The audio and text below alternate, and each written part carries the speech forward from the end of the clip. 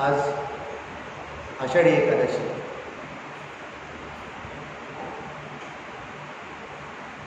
पंढरपुरामध्ये फार मोठा महोत्सव.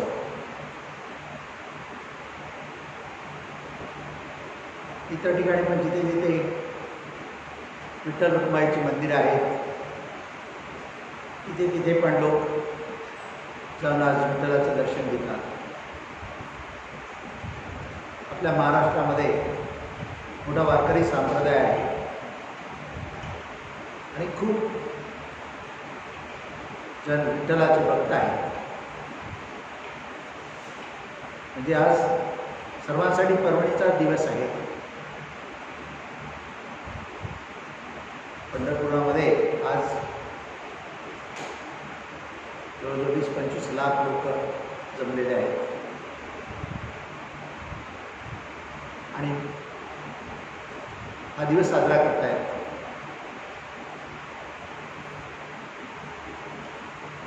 भक्ती सगळेच करतात, पण भगवंताचं खरं स्वरूप ज्याला कळलं, ज्याने जाणलं,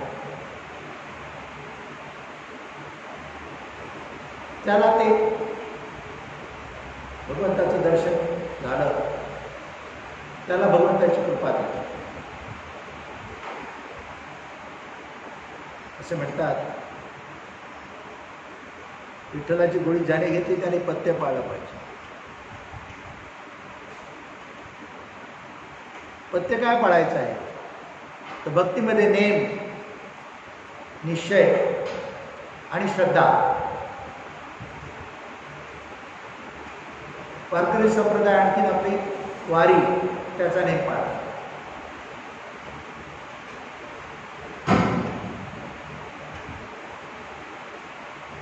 भगवंत कसा आहे ते आधी ओळखलं पाहिजे आणि त्याला काय आवडतं हे जाणले पाहिजे.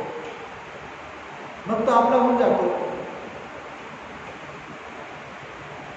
मी नेहमी सांगतो, भगवंताचं स्वरूप सत्यम शिवम सुंदरम आहे. सत्य आहे, शाश्वत आहे, सदोदित आहे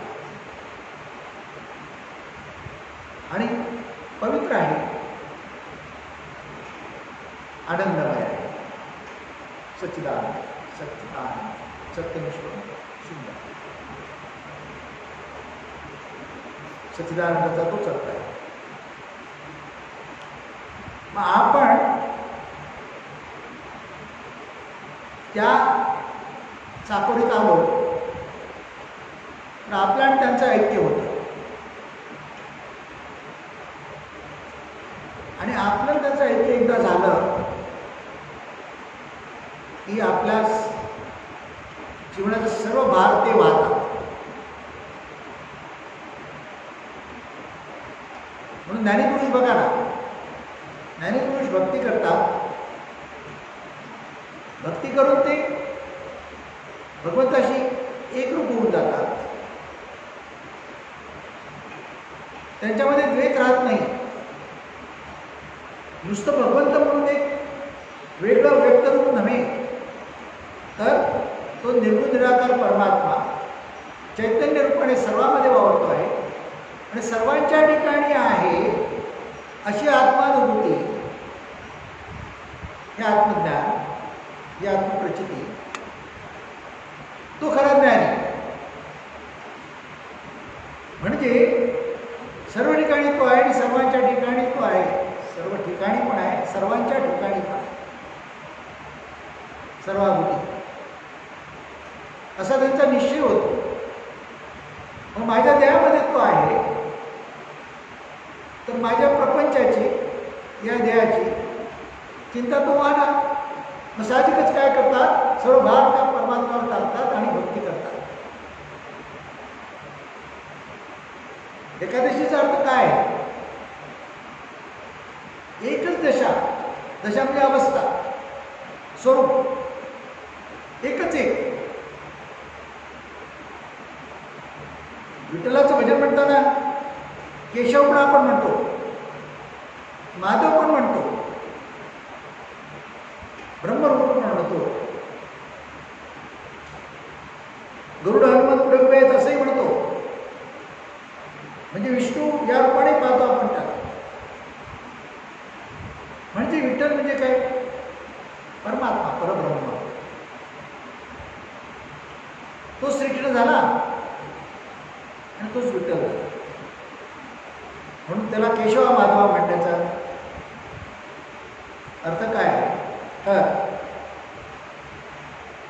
परब्रह्म स्वरूपाचं प्रत्यक्ष स्वरूप तो श्रीकृष्ण भगवान आणि त्याचे स्वरूप विठ्ठल. श्रीकृष्णाला 2 पत्नी होत्या, रुक्मिणी आणि सत्यभामा. विठ्ठलाला पण 2 पत्नी होत्या, राही आणि रुक्माबाई.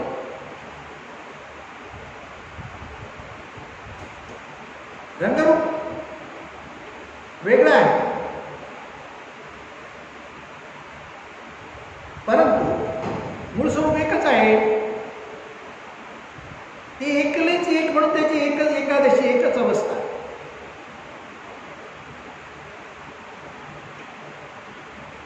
सगळे देव त्या एका परमात्म्यातूनच निर्माण झालेले आहे. इतकंच काय, सगळं जग त्या एका परमात्म्यातून निर्माण झालेलं आहे. जग म्हणजे सगळं जे तुम्हाला दृश्य दिसते आहे, दृश्य रूपाने तुम्हाला जे दिसते आहे ते सर्व. मग त्याच्यामध्ये सर्व जीवसृष्टी आली, सर्व प्राणी आहे. त्या सर्वांमध्ये जे चैतन्य म्हणून वावरते आहे तो ईश्वर आहे. जीवात्मा, शिवात्मा, परमात्मा. देही बसला, आत्मा झाला, जीवात्मा. विश्वामध्ये आहे, अंतरात्मा आहे, शिवात्मा आहे. तिने विश्व व्यापून आहे, परमात्मा आहे, परब्रह्म आहे. तीच ज्या देहामध्ये परिपूर्ण, जसं मग सांगितलं सत्यम शिवम सुंदरम सच्चिदानंद स्वरूपामध्ये आहे, तिथे ते देव पण आलं, ते प्रगट झालं, ते आपल्याला अनुभवाला.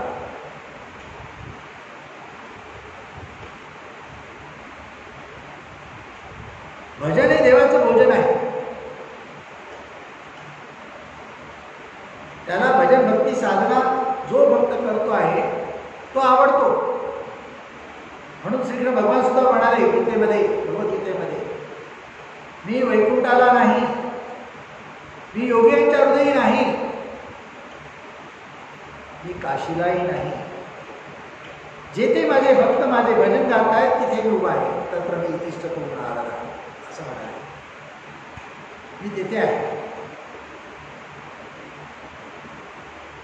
म्हणून तो विठ्ठलाचा एक अभंग आहे, कानडा विठ्ठल परम कर्नाटक. कुंडलिक त्यांचा भक्त, त्याच्या भेटीसाठी ते खास कर्नाटकवरून आले.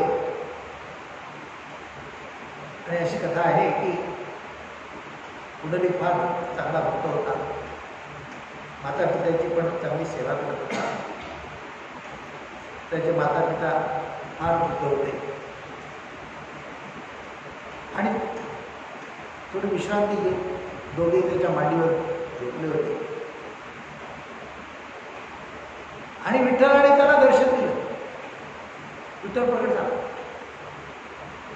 मग तो यांची झोप मोड होईल, आजारी होते आणि त्यांची झोप मोड होईल म्हणून विठ्ठलाला विनंती केली की मी ह्याला जागू शकत नाही, मी उठू शकत नाही, तुझी आसन व्यवस्था मी काही करू शकत नाही. तोपर्यंत वीट त्या विटेवर उभा राहिला. म्हणून त्याने ती वीट पुढे टाकली, त्या विटेवर उभारला. विटेवर उभा करकटे केले, कमरेवर हात घेऊन तो विठ्ठल उभा राहिला. विठ्ठल म्हणजे काय? विठ्ठल दर्शन कधी होईल? विषयाचा ठिय्या बसेल तेव्हा विठ्ठल दर्शन होईल. विठ्ठल मात्रा घेतली पाहिजे, त्याला विठ्ठल दर्शन होतं. विठ्ठल मात्रा काय? विषयापासून अलिप्त, विषय वासनेपासून जो अलिप्त झाला त्यालाच विठ्ठल कृपा होते, तोच विठ्ठलाचा झाला. नाहीतर काके घेऊन दारा म्हणतो मला संन्याशी करा, किंवा बगल में चुनी हूं मेरा. विठ्ठल नाही पावणार, विठ्ठल दर्शन होणार नाही. कारण जरी पंढरपुरामध्ये त्याची स्थापना केली मूर्ती रूपाने, तरी तो परमात्मा म्हणून सगळीकडे आहे. मग आधी मी काय सांगितलं की तो प्रभुस्वरूप परमात्मा म्हणून सर्वांच्या देही वसलेला आहे, सर्व काहीमध्ये आहे, चंचळामध्ये आहे, निश्चळामध्ये आहे, सर्वांमध्ये आहे. आता ज्या समासात पण सांगितलं ही देवळे देवळे देवळे असे म्हणाले. लास्ट रामदास स्वामी काय म्हणाले, ही देवळे कुठली? शरीरे देवळे. आणि त्याच्यामध्ये तो आत्मा राहतो आहे, तो विठ्ठल आहे, तो ईश्वर देव आहे, तो परमात्मा आहे. तो त्याचं दर्शन व्हायला पाहिजे असेल तर देहभाव शुद्ध झाला पाहिजे, मनोभाव शुद्ध झाला पाहिजे. आपल्या मनुष्याचे 6 शत्रू आहेत, पण मनुष्याने त्याला आपले मित्र केलेले आहेत. ते मित्र केले, ते यांना जर बाजूला हटवले तर विठ्ठल दर्शन झालं. ती पत्ती आहे, ती गोळी घ्यायची, विठ्ठल माता ती घ्यायची. विषयांसाठी तो आहे काम, क्रोध, लोभ, दंभ, अहंकार. हे 7 शत्रू आहेत माणसाचे.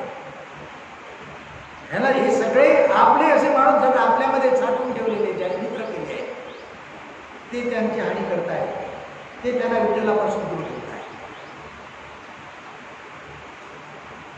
एकादशीचं महत्त्व लोकांनी फक्त उपवास करण्यासाठी वाढवलं बस, किंवा विठ्ठलाला वारी करायची जाऊ आणि एक दिवस विठ्ठलाचं दर्शन कुठेतरी मंदिरात जाऊन द्यायचं, एवढंच. ते एका दिवसाने काय होणार आहे?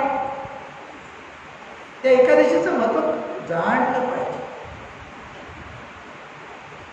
त्या दिवशी उपवास करायचा म्हणजे काय? उपवास नाही करायचा, उपवास करायचा. उपवास, उपवास, म्हणजे जवळ सहवास, भगवंताच्या सानिध्यामध्ये राहायचं आहे. कसं? तनाने मनाने, काया वाचेने, काया वाचेने भगवंताच्या सानिध्यात राहायचं आहे. भगवंताच्या सानिध्यात अखंड ध्यान राहावं. सुस्ती येऊ नये, झोप येऊ नये, आळस येऊ नये म्हणून अल्पहार घ्यायचा आहे. म्हणून फलाहार घ्या म्हणून सांगितलं. लोकांनी त्या उपवासाला उपास केला आणि त्या फलाहाराला फराळ केला. सगळा अपभ्रंश केलाय आणि बसतात विठ्ठलाला. कसा विठ्ठल भेटे त्याचा पत्ता तुम्हाला माहित नाही. तुम्ही म्हणता तो पंढरपुरातच आहे. आणि पंढरपुरामध्ये त्याची जी भेट झाली पुंडलिकाची, त्याचं स्मरण त्याची मूर्ती स्थापना झाली. ते स्थान संतांनी वाढवलं, जिथे निश्चितपणे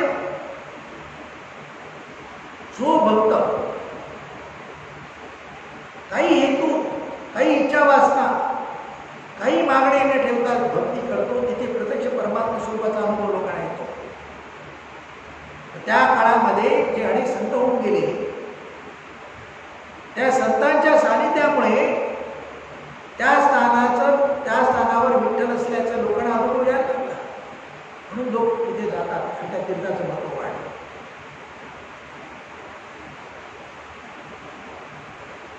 त्या काळी अनेक संत होऊन गेले, जसे नामदेव पाहिजे आहेत. नामदेव निश्चित भक्त विठ्ठलाचा. त्याच्या अट्टाहासात विठ्ठलाने त्याचा नैवेद्य खाल्ला. त्याची भक्ती फार. म्हणून त्या नामदेव पायरी, त्या विठ्ठलाच्या मंदिराच्या पायरी आहे, त्याला नामदेव पायरी म्हणतात. तिचं दर्शन घेऊन मग विठ्ठलाच्या दर्शनाला जायचं. म्हणजे भक्ताला केवढं मोठं बनवलं त्याने, त्याचं महात्मा केवढं वाढवलं. माझ्या दर्शनाच्या आधी तुझं दर्शन. असे अनेक संत झाले. संत सखुबाई, तिचं दळण दळलं त्याने. संत चोखा मिळा त्याच्या पत्नीचं पंढरपुरामध्ये विठ्ठलाची सेवा करतो. त्यांनी इकडे त्या चोख्याच्या रूपामध्ये त्या पत्नीचं बाळंतपण केलं.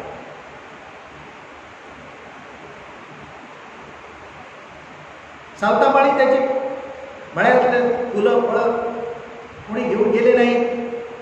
त्याने खूप जणांना विनंती केली. त्याच्या शेतमळ्यामुळे तो जाऊ शकत होता पाणीला. तर विठ्ठल प्रत्यक्ष तिथे त्याच्या दर्शनाला आला.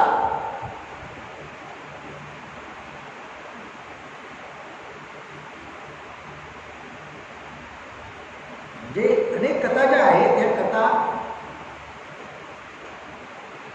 कल्पित कथा नाहीये, या सत्य कथा आहे. विठ्ठल होऊन गेला ही कल्पना नाही.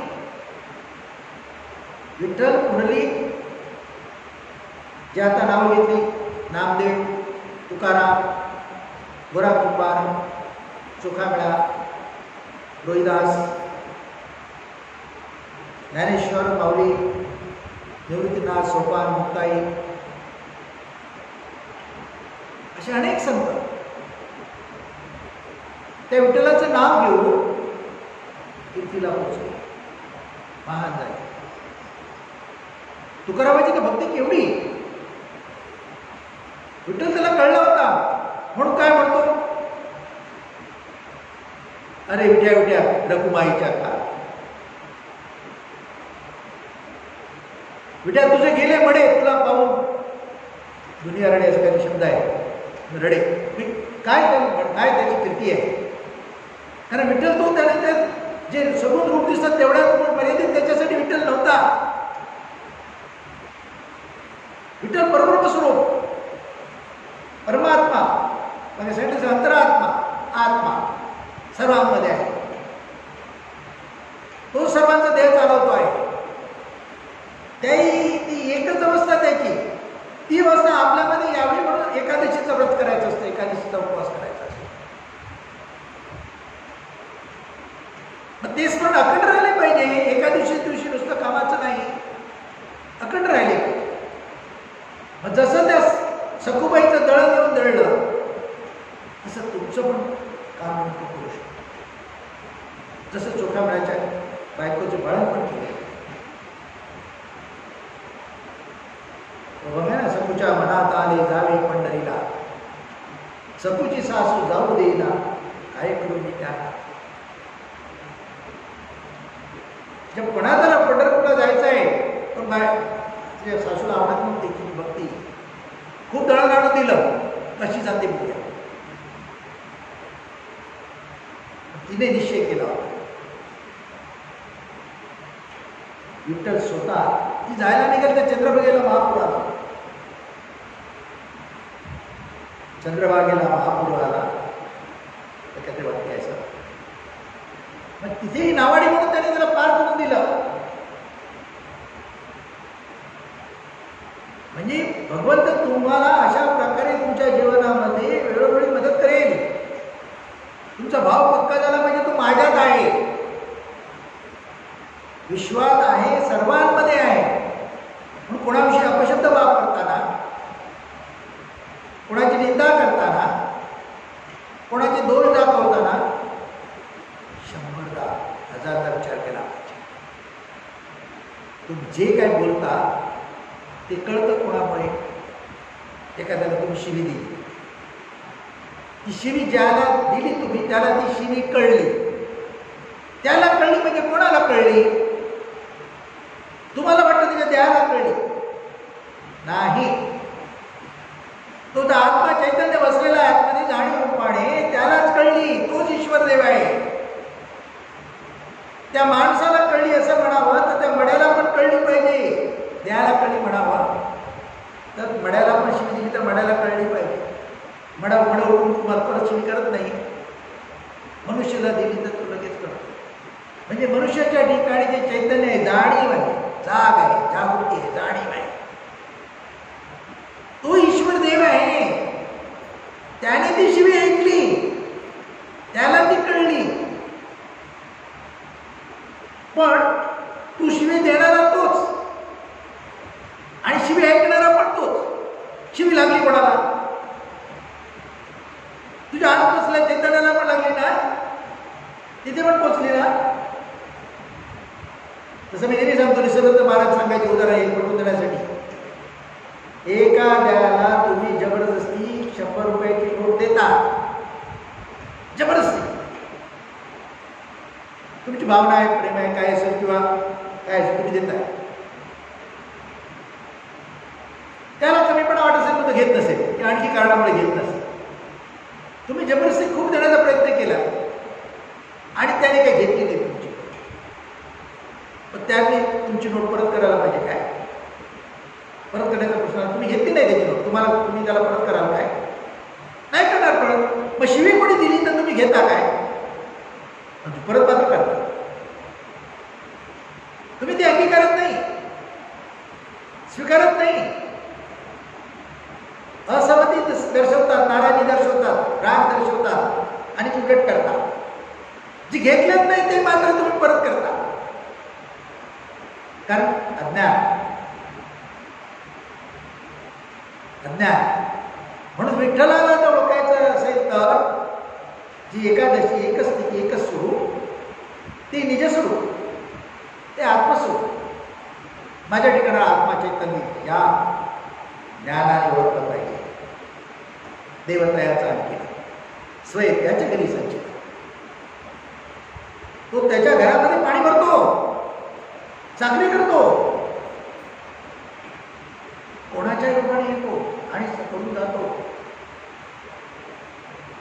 तुम्ही कल्पना करू शकणार नाही. जो भगवंताचा भक्त झाला, निश्चिम भक्ती पाहिजे, निश्चिम भक्ती पाहिजे.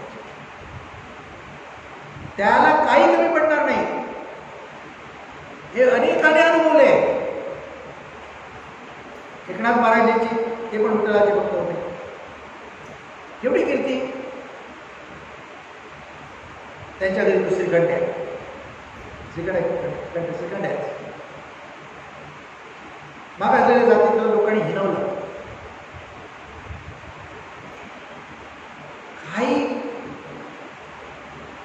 काही घरात ठेवण्याकडे, घरात घेण्यासाठी काही नाही तरी त्याने त्याला घेतला आणि त्याच्या आजचं अन्न शिजून खाल्लं. तो किती रुपयाला होता? किती रुपयाला? परीक्षा घेतली त्याची तर ते जे एकनाथ महाराज ज्ञान सांगतात ते घडाघड बोलला. तो ज्ञानेश्वर भावने रेड्याकडून वेद होते, अनेक चमत्कार घडवले. सगळं क्रेडिट कोणाला देत होते? त्या विठ्ठला. परमस्वरूप. मी करतो हा भाव नाही. आम्ही थोडंसं कोणासाठी काय केलं की लगेच आम्हाला आम करायचो. मी केलं त्याला, मी त्याचं कसं केलं, मी त्याचं कसं केलं, मी त्याला एवढी मदत केली, मी त्याला तेवढी मदत केली. बस तुमच्या आतला तो मोठा बसला असतो, इथेच बसला, इथेच बसला असतो. तो तुमचा होत नाही. भक्ती करण्याचा हेतू काय? वारीला प्रथम जो माणूस जातो, पहिल्यांदा वरती जातो, तेव्हा त्याचा भाव फार वेगळा असतो. पण अनेक वेळा जातो, त्याचा भाव बदली होतो, त्याच्या भावामध्ये बदल होतो. असे अनेक चमत्कार घडलेले, अनेक चमत्कार घडलेले. काही लोक पाकिट मार करायला जातात वारीतून, पण शेवटच्या दिवशी तिकडे ज्याचं त्याला परत तरी करतात, विठ्ठलाच्या दानपेटी टाकून येत. इतका बदल होतो त्यांचा, इतका बदल त्यांच्यामध्ये होतो. ही भगवंताची किमया आहे. का? जे पहिली वारीत जातात त्यांची भक्तिभाव बघून विठ्ठलाच्या प्रती असणारी शरणागती ही बघून त्याच्या मनावर त्याचा मनोभाव बदलतो, त्याची वृत्तीभाव बदलतो. तुम्ही तपासून पहा. तुम्ही भक्ती करता किंवा एखादा उपास करता, तुमच्यामध्ये दुसऱ्या दिवशी काय बदल झाले काय बघा जरा, विचार करून. कधी केलात का तुम्ही? करतच नाही. कारण ती तुम्ही भक्ती अशी करता, वाढविणी करीत आलेत म्हणून तुम्ही करता, लोक करतात म्हणून तुम्ही करता. त्याचा अर्थही जाणत नाही, हेतूही जाणत नाही. काय करायचं आहे. आणि काही लोक तर भीतीपोटी करतात. देवघरात पूजेला का लावलेत? माझं वाईट होऊ नये, बस माझं वाईट होऊ नये म्हणून त्यात तुझं शर्यत आहे. बरेचसे लोक हनुमानाची बरीचशी गाथा त्यांना सगळ्यांना माहीत असेल असं नाही, पण एवढंच माहीत आहे की शनी हनुमंताला बसलं की शनी आपल्या राशीला येत नाही. शनी कोणालाच घाबरत नाही, तो एकट्याला त्या हनुमानाला घाबरतो, अशी कथा. मग आपल्या राशीमध्ये पीडा नको आहे, शनी येऊन पीडा नको म्हणून हनुमंताला बसतात. हनुमंतासारखा भक्त व्हायला बसत नाही. हनुमंत एक माकड असून पूजेला लागला. तो का लागला? तर रामाच्या प्रती त्याची केवढी भक्ती, केवढी विश्वास, केवढा श्रद्धा, त्याने त्याला देव बनवला. मला तसं बनायचं आहे असं म्हणून कोण जातात का विचारा? लोकांचं इथेच चुकतंय, इथेच चुकते. थोडंसं कुठे काहीतरी केलं एखाद्या तीर्थाच्या ठिकाणी दान पुण्य, तर 17 जणांना सांगत जातात. फुकट करता करविता तो आहे, तुम्ही फक्त साधना, इन्स्ट्रुमेंट. त्याच्यामध्ये शक्ती पॉवर घालतो, तो घालतो, तुमचा देह तो चालवतो. तो निघून गेला प्राण म्हणून तर तुमचा देह मड आहे. तसंच जगातली सगळी ज्यांना हालचाल आहे, चैतन्य ज्याच्यामध्ये आहे, त्या सगळ्यांची अवस्था तीच आहे. झाडपेड असो, प्राणी असो, कोणी असो, पशुपक्षी असो, किडामुंगी असो, कोणी असो. म्हणून जर भक्ती करायची झाली तर त्या दृष्टीने करायला पाहिजे. आपले 12 महिने जे आहेत, मराठीमधले 12 महिने आहेत, ते सुद्धा त्याचा अर्थ कधी अभ्यास करून बघा. वैशाख, चैत्र, आषाढ, बरोबर? चैत्रानंतर आषाढ आला ना. वैशाख, चैत्र, ज्येष्ठ, वैशाख, चैत्र, ज्येष्ठ आणि मग आषाढ मध्ये ज्येष्ठ महिना गेला. आषाढ चातुर्मास सुरू झाला. आशा वासना सगळ्यांच्या आड आला. तो शुद्ध भाव ठेवा. जे काही घाणेरडे व्यवहार करतात, घाणेरडे खायची इच्छा असेल, काय असेल, जे भगवंताला आवडणार ते सगळे जे व्यवहार करतात ते थांबवा. अशा सगळ्या सोडून शुद्ध भाव ठेवा, शुद्ध मन ठेवा आणि चातुर्मासाची भक्ती करा. तो तुम्हाला काही कमी पडायला देणार नाही. तुमचा प्रपंच उत्तम चालवणार, तुम्हाला आरोग्य लाभणार, आधी व्याधी व्याधी म्हणतो सगळ्या दूर करणार. तो एकादशीचा उपवासाच्या दिवशी ती गाठ बसते. बस आता तो 4 महिने काय खात पीत नाही, खाणारा पिणारा असेल तर, आणि मग साधन भक्ती करतो. लोक श्रावणापुरतीच करतात आणि कधी श्रावण संपतो वाट बघतात. मग काही लोक दाड्या मिशा वाढवतील, काय काय करतील. ही सोंगडोंग काय कामाची आहे? स्वतःला फसवतो, लोकांना पण फसवतो. स्वतःला फसवतोच, लोकांना पण फसवतो. मी भक्ती करतो, मी उपवास करतो, मी साधना करतो, सगळं जातं, हाती दुपाटणं येतं, काही राहत नाही, काही राहत नाही. भगवंताला फार सोंगडोंग करणाऱ्याची चिड येते. सोंगडोंग करणारा जो असतो त्याची भगवंताला खूप चिड येते. सत्यरूपाने सत्याने वागतो त्याला तो भगवंताला आवडतो. तुम्ही म्हणाल तर लबाड लोक खूप खाताना पिताना सुखी दिसत आहेत आपल्याला, पण एक दिवशी त्याची काठी अशी बसेल त्याची की तुम्ही बघत राहा. अशी तुम्ही उदाहरणं पण घ्या तुमच्या गावाघरामध्ये, तुमच्या शेजाऱ्या पाजाऱ्यांमध्ये, नातेवाईकांमध्ये बघा. जास्त चालत नाही. दुष्कर्मे करून काही धनसंपत्ती कमवली तर फार फार तर तुमच्या 3ऱ्या पिढीपर्यंत पोहोचेल. 4थी पिढी मात्र भुकेला लागेल. पण सन्मार्गाने, सत्याच्या मार्गाने जे काही कमवाल आणि मिळवाल ते तुमच्या 7 पिढ्या खाऊन सुद्धा पुरणार, कमी पडणार नाही. आता तर कलियुग आहे, आता तर आपल्याला ताबडतोब दिसतं माणूस काही वाईट कर्म करतो, पुढे ती पोरंबाळं तर भोगताना दिसतातच. म्हणून लाचलुचपत घेणारे जे लोक आहेत, पुढे सरकारी दरबार इतर ठिकाणी काही पुढारी, त्यांच्या घरी जाऊन बघा ना, मुलं बाळ परिस्थिती, आजारपणं केवढी असतील, काय काय उद्योग असतील, वाईट मुलाबाळांना वाईट व्यसनं असतील, वाईट छंदपंद असतील, आईबापाला छळतील, दुःख देतील, अनेक गोष्टी घडतात. कारण ते रिबाउन्स होतं, ते बुमरॅंग होतं. मग सांगितलं ना, शिवी दिलीस, तुला वाटली त्याला दिली, तू त्या परमात्म्याला दिली शिवी, जो तुझ्यात पण आहे त्याच्यात पण आहे, एकच आहे तो. जे फसवले ते त्या परमात्म्याला फसवले, त्रास दिला तो त्या परमात्म्याला दिला,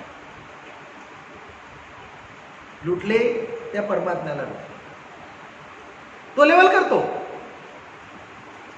तो लेवलच करत असतो. सगळे जगातल्या लेवलचेच आहेत. लेवल म्हणजे समानता आणण्याचा प्रयत्न करतो. मराठीत म्हणे,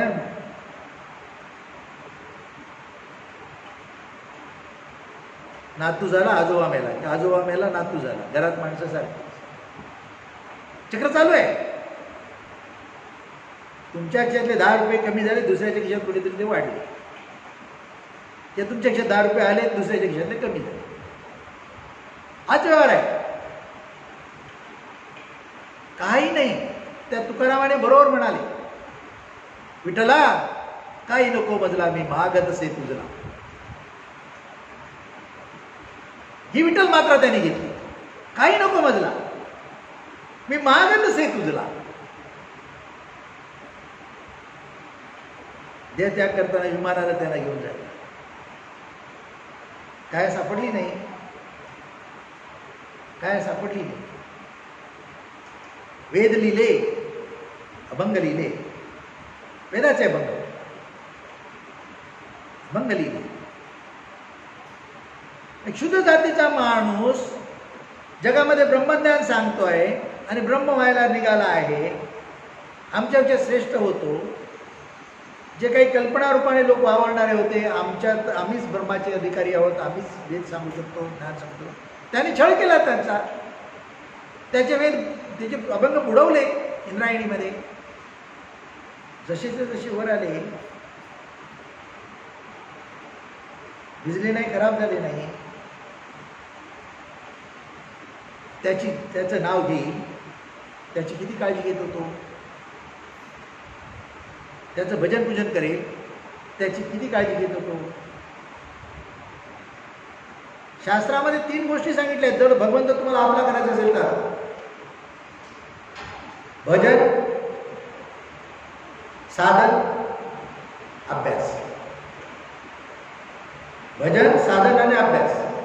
कोणाचा? भजन त्या ईश्वराला आपलं करण्यासाठी,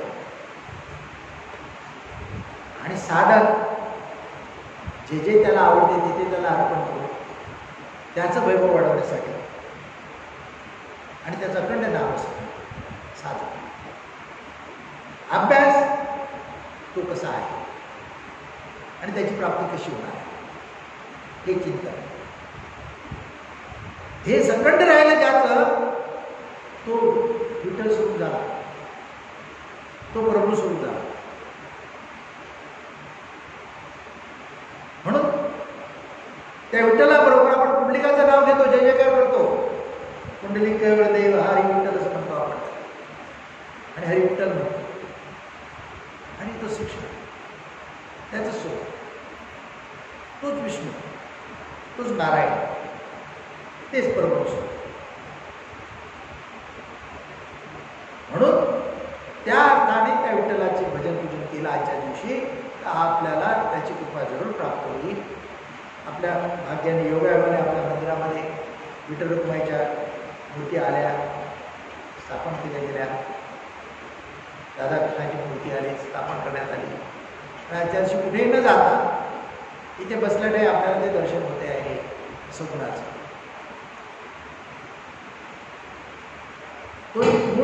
निराकार स्वरूप आहे त्याचं, पण व्यक्तरूप, ते अव्यक्त रूप व्यक्तरूपामध्ये असं प्रकट झालं. अव्यक्त निर्गुण निराकार पुजता येत नाही म्हणून आपण ते पुजतो आपला भाव पक्का करण्याचा. तुम्हाला वाटतं की त्याला आपलासा करण्यासाठी, तर त्याला आपलासा करणे म्हणजेच काय, तुमचा भाव पक्का झाला पाहिजे, निश्चय झाला पाहिजे तो माझ्यात आहे. माझ्या शुद्ध जाणण्याच्या व्यतिरिक्त तो देव ईश्वर नाही आहे, तोच आहे. निसर्ग महाराजांना पूर्ण जगामध्ये लोकांनी मान्यता केलं, त्यांनी असून लिहून ठेवलं. तुझ्या ठिकाणी असणारी शुद्ध जाणीव हीच ईश्वरदेव आहे, त्याच्या पडता ईश्वरदेव नाही. ती शुद्ध जाणीव ओळखले, ते परब्रह्म स्वरूप झाले, पूजेला लागले. आपली जाणीव मध्ये मिलावट आहे, आपल्याला संग जडलेला आहे अनेक गोष्टींचा भौतिकाती, आणि म्हणून आपण त्याच्यापासून दूर आहोत. जर आपण निसंग झालो तर आपल्याला त्याची प्राप्ती होणार. ते निसंग होण्यासाठी भजन, साधन, अभ्यास, त्या साधनेमध्ये उपवास आहे,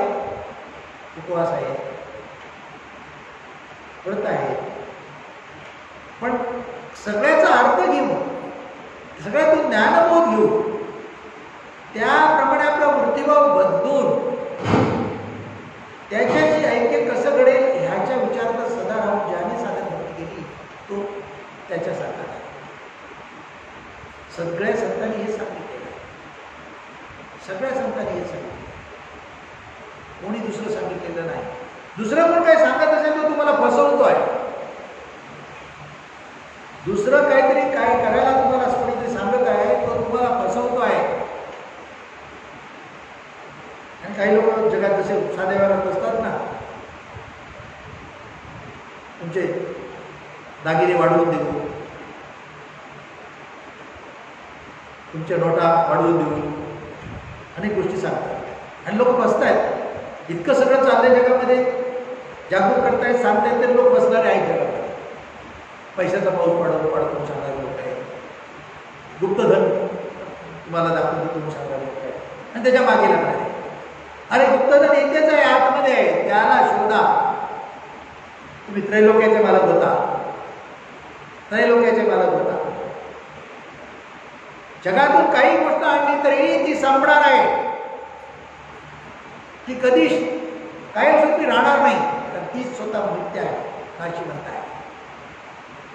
पण त्याला ओळखले, त्याला बसले, ते त्याच्या स्मरणात राहिले तर जगातली प्रत्येक वस्तू तुमच्या पायाशी आपोआप.